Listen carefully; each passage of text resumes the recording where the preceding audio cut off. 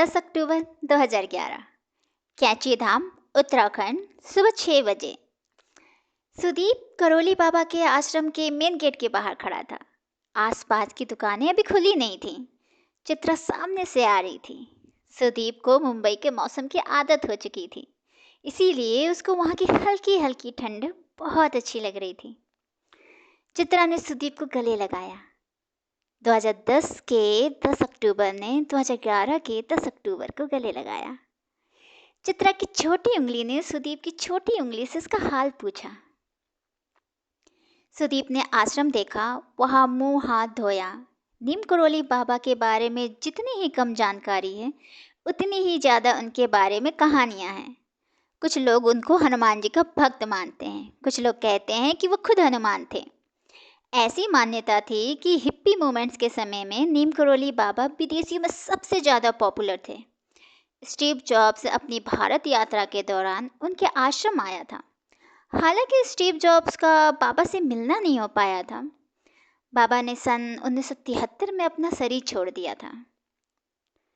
सुदीप के आश्रम से लौटने तक पास में एक छोटी सी दुकान खुल चुकी थी। दुकान पर एक 18-19 साल की लड़की थी। सुदीप का चाय पीने का बहुत मन हुआ। उसने उस लड़की से चाय देने के लिए कहा और पूछा, बाबा ऐसा क्या करते थे कि अमेरिका से इतने लोग आते हैं? बाबा कोई चमत्कार भी करते थे क्या? लड़की बोली, बाबा अभी भी आते हैं।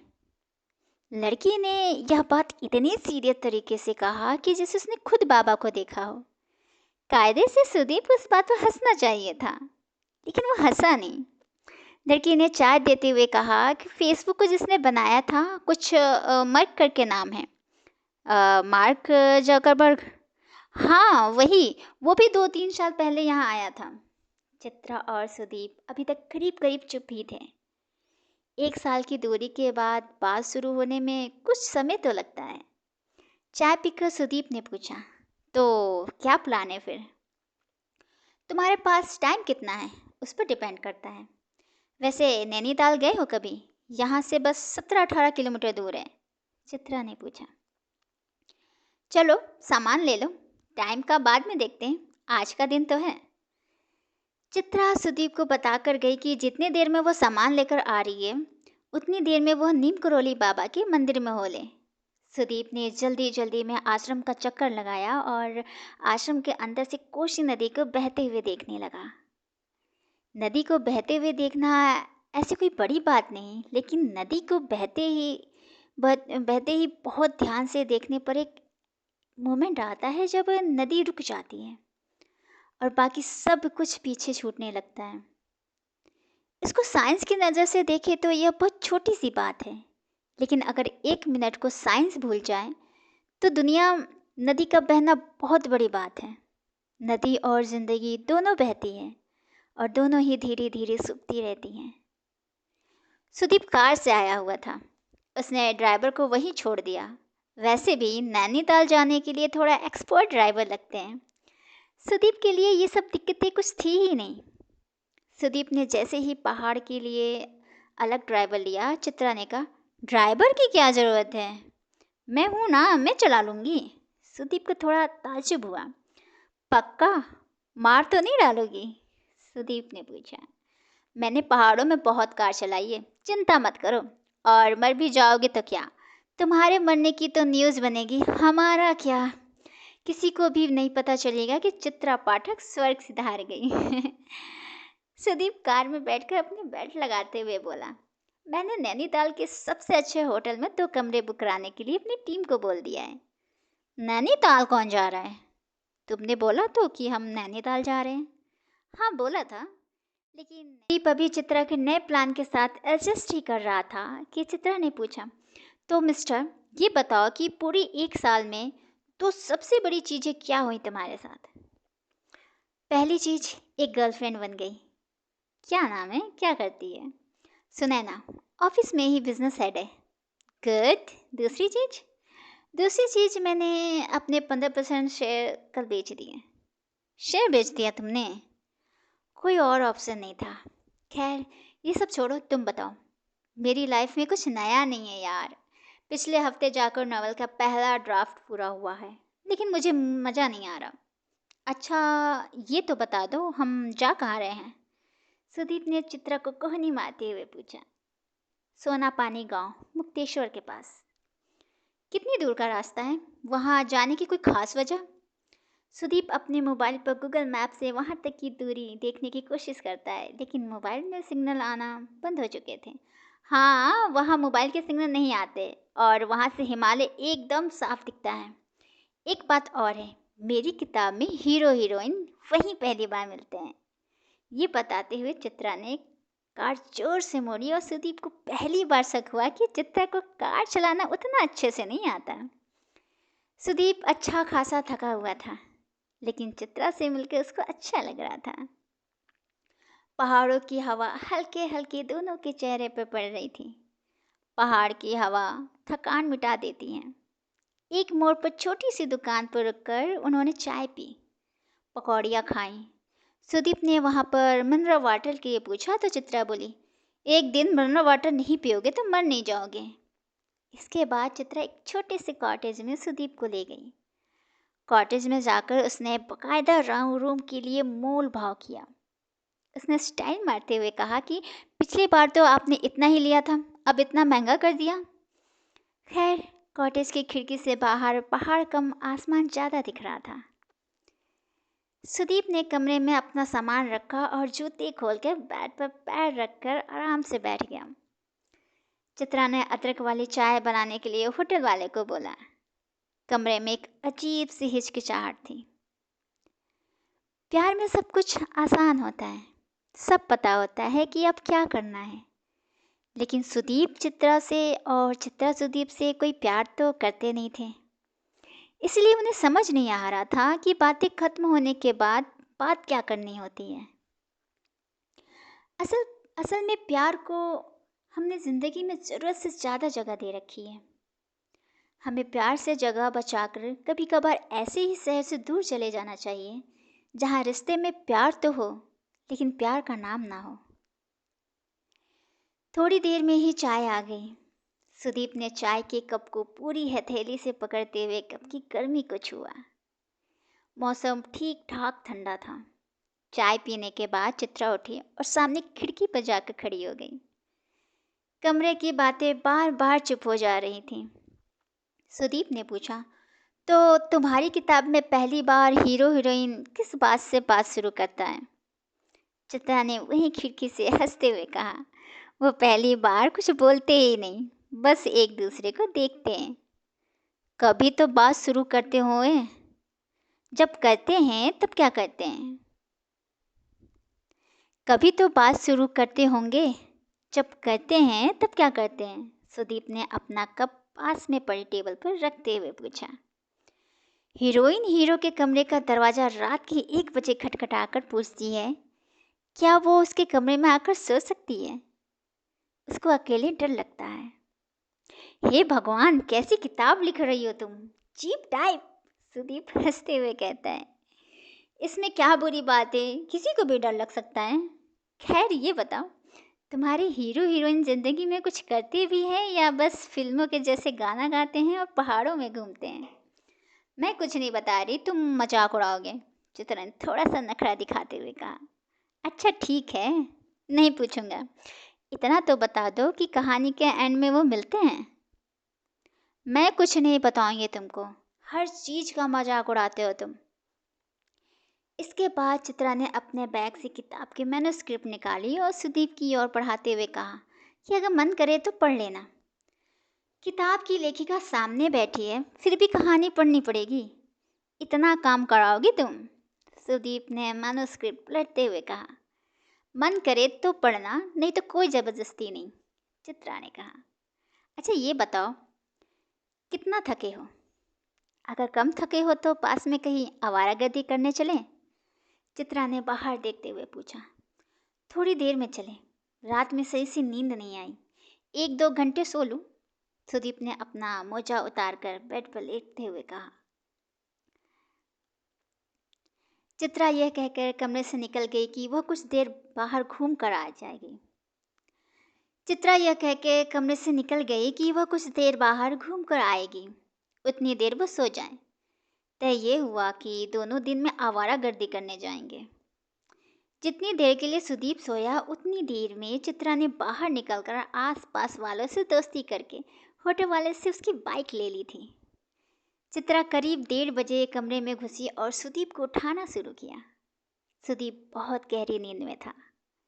उसने कई बार सुदीप के कान में फुसफुसाया, उसको उठाने की कोशिश की, लेकिन सुदीप पर कोई असर नहीं हुआ। उसको सोता देख कायदे से चित्रा को सुदीप का सिर सहला देना चाहिए था, लेकिन वो कोई प्यार में थोड़े थे। चित्रा ने सुदीप का कंबल हटाया और अपने ओर पर तेज आवाज में गाना बजा दिया। चित्रा की इतनी मेहनत के बाद कहीं जाकर सुदीप पर हल्का फुल्का असर हुआ। वो थोड़ा डिस्टर्ब हुआ और अपना कंबल वापस खींच लिया। इस बात पर अब चित्रा को गुस्सा आया। उसने सुदीप को जोर से हिलाया। फिर चित्रा को लगा कि रात भर ट्रेवल करके आया है, इसको अभी उठाने कोई फायदा नहीं। सुदीप को आधे घंटे और सोने दिया जाए, उतनी देर में वो नहा वहा लेगी। चित्रा ने नहाने के दौरान अपने आप को शीशे में ध्यान से देखा। उसको अपने माथे से दाईं तरफ एक सफ़ेद बाल दिखाई दिया। आधे घंटे बाद जब चित्रा नहा के निकली, तब जाकर सुदीप की नींद खुली। आँख खुलते ही उसने पूछा कि कितने बजे हैं। आज का पूरा दिन निकल गया। सुदीप ने उठकर सबसे पहले अपना मोबाइल चेक किया। अभी भी मोबाइल में एक भी सिग्नल नहीं था। अब जल्दी से नहा लो, 2 बजने वाले हैं, मैंने बाइक का इंतज़ाम कर लिया है। सुदीप आराम से उठकर नहाया। उसको जब बाथरूम में 15 मिनट हो गए तो चित्रा बाहर से चिल्लाई, लड़कियां भी बाथरूम में इतनी देर तक नहीं नहाती। सुदीप अंदर से चिल्लाया, ये क्या बात हुई, लड़के भी देर तक नहाते हैं। बाथरूम चूंकि छोटा था और पूरा गीला हो चुका था, इसलिए सुदीप अब कपड़े अंदर नहीं पहन सकता था और ठंड भी बहुत लग रही थी उसे। वह अंदर से ही चिल्लाया कि चित्रा बाहर चली जाए, वह कपड़े कमरे में आकर पहनेगा। चित्रा बहुत जोर से हंसी और दरवाजे के पास आकर चिल्लाई, कितने फट्टू हो तुम, मैंने खिड़की की तरफ मुंह कर लिया है, आ जाओ। सुदीप बाथरूम का दरवाजा खोलते ही देखता है कि चित्रा सामने बेड पर बैठे कोई किताब पढ़ रही है। सुदीप ने कमरे में आकर कपड़े पहने और अपने बाल बनाने लगे। बाल बनाते हुए जब उसको 2 मिनट से ज़्यादा हो गए तब चित्रा बोली, ज़्यादा बाल बनाने से सुंदर नहीं दिखने लगोगे। सुदीप ने यह सुनकर बीच में ही बाल बनाना बंद कर दिया और चित्रा की तरफ जोर से घूरा। दोनों ने कमरे से निकलकर पहले तो लंच किया, फिर बाइक पर बैठ के पहाड़ों में निकल गए। यहाँ बताने की ये ज़रूरत नहीं है कि बाइक चित्रा चला रही थी। फिर थोड़ी देर में एक सुनसान सड़क पे थे, जहाँ पर सब कुछ सुनाई पड़ रहा था, हवा, जानवर, खामोशी, सब कुछ। सामने सूरज डूबने में भी कुछ देर थी। दोनों वहीं सीमेंट के चबूतरे पे बैठ गए। ये जहाँ तुम बैठ रहे हो, यहीं पर मेरी किताब में हीरोइन पहली बार हीरो का हाथ पकड़ती है। ऐसा क्या खास है इस कोने में? और तुम ये कैसी किताब लिख रही हो हीरो हीरोइन वाली? कुछ अच्छा क्यों नहीं लिखती? हीरो हीरोइन वाली कहानी सुनते ही बोरिंग लगती है। खास बात यह है कि यहाँ उसने पहली बार हीरो को छुआ था। पहली बार छूने की वजह से ये जगह इम्पोर्टेंट है। मैं कैसी कहानी लिखती हूँ, एक बार बुक आ जाए ना, तब तुम देखना। चित्रा ने आराम से अपने आप को चबूतरे पर एडजस्ट करते हुए कहा, तुम्हारी किताब के हीरो हीरोइन प्यार करने के अलावा कुछ नहीं करते ना? सुदीप ने थोड़ा सा टोंट कसते हुए कहा, बहुत कुछ करते हैं। वो प्यार तो करते हैं लेकिन दोनों मानना नहीं चाहते। कोई नहीं पढ़ेगा किताब। अच्छा अभी चुप हो जाओ। क्यों? सामने देखो, सूरज डूब रहा है, सूरज को डिस्टर्ब मत करो। उसके पास से बहती हुई हवा सूरज को धीरे धीरे बुझा रही थी। बुझते बुझते सूरज उदास था, क्योंकि उसको शायद पता था कि शहर के जिस कोने में दोनों आज शाम बैठे हैं वहाँ कल नहीं होंगे। सूरज से मुलाकातें होती रहेंगी, लेकिन उनका अपना कोना खो जाएगा। चित्रा और सुदीप साथ साथ रहे ना रहें, उनके बीच का कुछ ना कुछ हमेशा खोता रहेगा। दूर कहीं कोई बूढ़ी औरत एक पहाड़ी गाना गा रही थी, जिसका मतलब दोनों को ही नहीं पता था। सूरज को भी उस गाने का मतलब नहीं पता था, लेकिन वो इतनी बार यह गाना सुन चुका था कि उसे वो गाना याद हो गया था। ठीक वैसे जैसे बच्चे को लोरी याद पहले होती है और समझ बाद में आती है। सूरज के लिए दुनिया एक दिन और पुरानी हो गई थी। चित्रा और सुदीप के लिए दुनिया में होने का मतलब बस शाम को डूबते सूरज को देखकर चिपक कर टहलना भर था। सुदीप और चित्रा 2 दिन वहां रुके और दोनों दिन वे शाम इसी जगह पर आकर बैठे। 2 दिनों के दौरान वे कुछ देर बातें करते, कुछ देर चुप हो जाते। जितनी देर चुप होते उनको ऐसा ऑकवर्ड नहीं लगता। मुक्तेश्वर जहाँ सुदीप और चित्रा रुके थे, वहाँ पर एक म्यूजिकल बैंड रुका हुआ था। अपने अपने घरों को काफ़ी पीछे छोड़ आए लड़के लड़कियाँ। ये लोग शाम को आग जलाकर चारों ओर बैठ जाते। कोई कहानी सुनाता तो कोई कविता, कोई गाना। किसी के पास दुनिया घूमने के किस्से थे तो किसी के पास हिमाचल के किसी छोटे से गांव में रहने वाली दुनिया की सबसे खूबसूरत बच्ची की कहानी। अगर कोई उन लड़के लड़कियों से दुनिया का सबसे घिसा हुआ सवाल पूछता कि और बताओ, तो हर किसी के पास बताने को बहुत कुछ था। उनकी कहानियों, कविताओं और गानों में रिसॉर्ट के सभी लोग खो जाते हैं। जिसका जितना मन होता वो एक झोले में पैसा डाल देता। सुदीप ने सबसे नज़र बचाकर उनके झोले में 1 लाख रुपए का चेक रख दिया था। जिंदगी का एंड ऐसा ही होना चाहिए। जब गाना बजाना चल रहा हो, जब अगले दिन की सुबह का इंतजार ना हो। चलने से पहले सुदीप ने अगले साल का कोई वादा नहीं लिया। चित्रा ने अगले बार मिलने की कोई बात नहीं की। सुदीप को मुंबई लौटना था, चित्रा को दिल्ली रुकना था। दिल्ली एयरपोर्ट के बाद चित्रा सुदीप को छोड़ने आई। सुदीप ने जाने से पहले अपने बैग से वही मुराकामी की किताब निकाली। इससे पहले वो चित्रा की और किताब बढ़ाता, चित्रा ने अपने आप किताब लेकर उसके आखिरी पन्ने पर 10 अक्टूबर 2012 की तारीख लिख दी और पूछा, ये किताब क्यों लाए हो? अभी तक पूरी नहीं पढ़ पाए? नहीं। सुदीप ने किताब हाथ में ली, तारीख देखी और बोला, मुझे मालूम है अगले 1 साल में तुम बहुत बड़ी राइटर बन जाओगी। 1 साल में भूल मत जाना। चित्रा ने इसके जवाब में कुछ नहीं कहा। आगे बढ़कर सुदीप को गले लगा लिया। सुदीप ने एयरपोर्ट में अंदर घुसते हुए अपने सेक्रेटरी को कॉल किया और उसको 10 अक्टूबर का अपॉइंटमेंट फिक्स करने के लिए इंस्ट्रक्शन दिए। सेक्रेटरी चौंकी, क्योंकि 10 अक्टूबर तो बीत चुका था। तब सुदीप को अपनी गलती का एहसास हुआ। उसने अपने सेक्रेटरी को समझाया कि अगले साल के 10 अक्टूबर को शाम 6 बजे चित्रा के नाम पर ब्लॉक कर दिया जाए। एयरपोर्ट में बैठकर सुदीप ने अपना मोबाइल का डाटा ऑन किया। इतने ज़्यादा नोटिफिकेशन थे कि फ़ोन थोड़ी देर के लिए हैंग हो गया। इधर चित्रा एयरपोर्ट के पास से बस लेकर अपने घर पहुंची। घर के बाहर 9-10 दिन के पेपर इकट्ठा थे। उसने सरसरी निगाह पेपर पर डाली। एक पन्ने पर सुदीप के सिर बेचने वाली खबर की फोटो भी थी। चित्रा का घर बहुत छोटा सा था। एक छोटा सा हॉल था जिसमें धूप आ रही थी। एक छोटी सी किताब की अलमारी, साथ में पढ़ने लिखने वाला टेबल था। रंग बिरंगे कई तरह के पेन, स्केच, कई तरह की नोटबुक, 2-3 अधूरी पड़ी हुई मैन्युस्क्रिप्ट। चित्रा कई दिन बाद लौटी थी। घर अच्छा खासा गंदा था। उसने पहले घर की सफाई की। फ्रिज खोल के देखा तो उसमें कुछ नहीं था। वो मैगी और ब्लैक कॉफ़ी लेकर बैठी और अपने डायरी में 10 अक्टूबर 2012 की तारीख के आगे मीटिंग विद सुदीप लिख दिया। वो अपने छोटे से घर की सफाई तब तक करती रही जब तक थक नहीं गई। अकेले रहना आसान बनाने में बड़ी मुश्किलें आती हैं। बहुत छोटी छोटी मुश्किलें, जैसे कि जिस दिन दरवाज़ा खोलने का मन नहीं करता उस दिन सबसे ज़्यादा घंटी बजती है। कभी कभी ज़िंदगी से बस इतना ही चाहिए होता है कि कोई दरवाज़ा खोलने वाला हो। चित्रा को पता तो था कि उसे चाहिए क्या, लेकिन पता होने के बाद भी रास्ता चल पाना इतना आसान होता जो चित्रा की किताब अब तक आ चुकी होती। 1 साल बाद आगे की स्टोरी नेक्स्ट पार्ट में। अगर आपको स्टोरी अच्छी लगती है तो please like, share and subscribe कीजिए। धन्यवाद।